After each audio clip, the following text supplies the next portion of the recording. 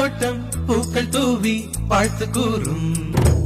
சொர்க்கம் வந்து எங்கள் வீட்டில் தீபமேற்றும் ஒரு நாள்தானே ஊர் பண்டிகை கொண்டாடும் எங்கள் மீது தினம் பௌர்ணமி வந்தாடும் வண்ணங்களாக கதித்து வந்தோம்